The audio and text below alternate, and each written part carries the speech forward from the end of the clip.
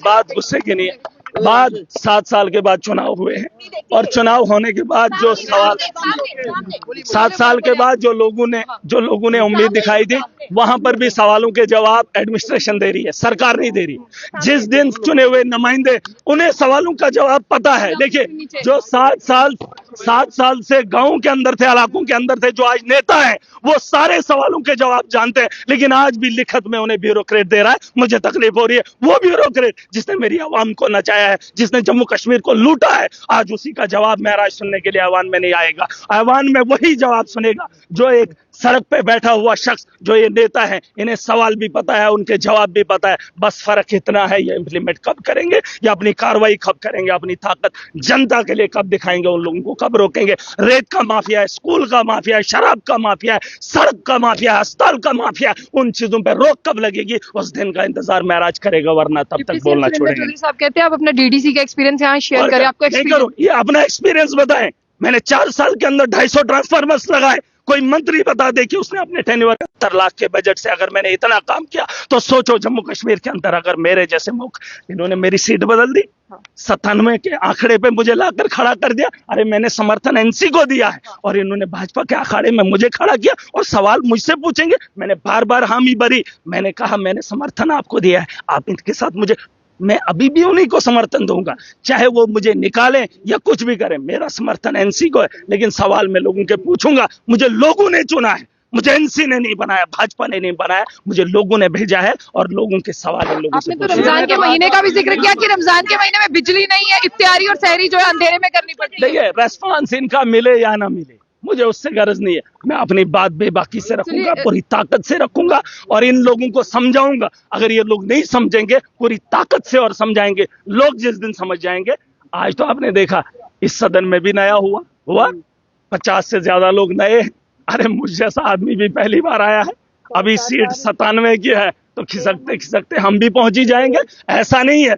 जम्मू कश्मीर के हालात बदलने के लिए मुझे जो भी करना पड़े मैं करूंगा। देखिए, नौजवानों के मामले इन्हें नहीं पता है, बात करनी पड़ेगी इनको। अगर सदन में, अगर बजट के सेशन में उन्होंने ये बातें नहीं लाई, तो देख लेना जम्मू कश्मीर की आवाम इन्हें माफ नहीं करेगी। रमजान के महीने में आपने बिजली की बात की है, लेकिन आपसे लगातार सोशल मीडिया पर मैं वही कह रहा हूं। मैंने अपनी आवाम को साफ बताया है। आज मैं आवाम में जब भी बात करूंगा तो मैं बात रखूंगा। मैंने कहा है जम्मू कश्मीर के अंदर खास करके मेरी कॉन्स्टिट्यूंसी के लोग किराया नहीं भरेंगे। सरकार ने साफ कर दिया कि पोल अभी खिताई सेनाब के अंदर नहीं है, तार अभी भी नहीं है, मेरे लोगों से किराया लिया जा रहा है। एलजी ने पिछले दिनों ऑर्डर निकालवाया, कहता किराया इकट्ठा करो, लोगों की तारें काट दो। और ये लोग कह रहे हैं कि संदर्भ में मैं हंगामा कर रहा हूं। मेरे कितने गरीबों की इन्होंने तारें काट दी और मैं यहाँ पर हंगामा ना करूं। जो गरीब रोता है, गिड़गिड़ाता है, उसकी आवाज न रखूं। सुन लीजिए, उसकी आवाज न उठाऊं तो अपनी आवाज करूं। और सुन लीजिए, मैंने अपने लोगों को कहा है किराया देना बंद करो। 200 यूनिट्स का वादा इन्होंने किया है। मेरा गरीब है, किराया देना बंद करेंगे, सरकार उसके बाद फैसला करेगी।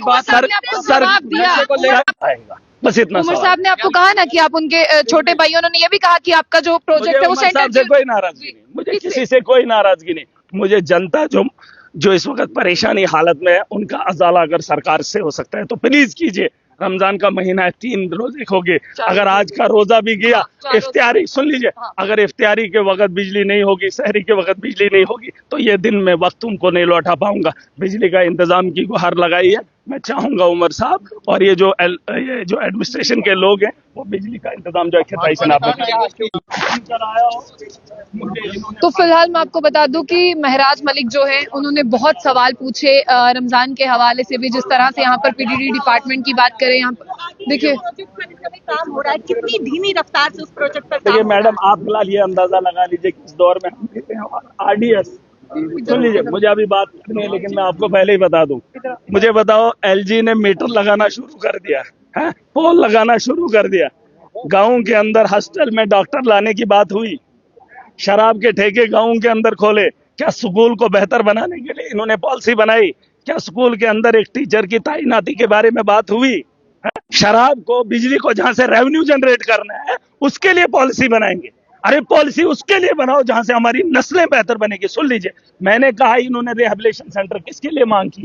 आपने देखा भाजपा ने भी गुहार लगाई और बाकी लोगों ने भी गुहार लगाई। क्या बोला कि नशे से जो है लोग पागल हो रहे हैं, नौजवान जो है बिगड़ रहे हैं, उनके लिए रिहेबिलिटेशन सेंटर। ये नहीं बोलेंगे जिससे वो हो रहा है उसको बंद करेंगे, उसके लिए नहीं। हॉस्टल, ये इन लोगों ने, भाजपा ने 10 साल में नशे के माहौल को गर्म, सुन लीजिए, माफिया से नशा बेचा, और आज इस सरकार से बोल रहे कि आप हॉस्टल खोलो, किन के लिए? जो पागल हो जाएंगे, जो नशा हमारा खरीदेंगे, उनको तुम ठीक करो, और फिर उनके लिए कोई स्कीम लाओ, उसमें आप लोड करो। उन्होंने भी आपको जवाब दिया। देखिए, इन लोगों को मैं बच्चा लगता हूँ, प्यार से नौजवान हूँ। सुन लीजिए, मेरे सवाल जब बेहुदा होंगे तब आप लोग भी बोलना, इन लोगों को भी बोलने का हक है। लेकिन इन लोगों को मैं एक ही बात बताना चाहूंगा कि जम्मू कश्मीर की 90 असेंबलियों में मैं अकेला ऐसा चुनकर क्यों आया हूं, इस पे सोचने को इनको मजबूर होना चाहिए। गुलाम नबी आजाद की कॉन्स्टिट्यूंसी से जीत कर आया हूं, बड़े बड़े दिग्गजों को रौंद कर आया हूं, और 15 साल से जमीन से जुड़ा हुआ शख्स हूं। मुझ पे उंगली उठाने से पहले अपने बारे में, अपने गरिबा में झांक कर देखना है मुझे। हाँ, किसी के जाति में कोई भी मामला पेश नहीं करूंगा। हाँ, जो आदमी मेरी आवाम को परेशान करता होगा, उसकी जाति जिंदगी के बाद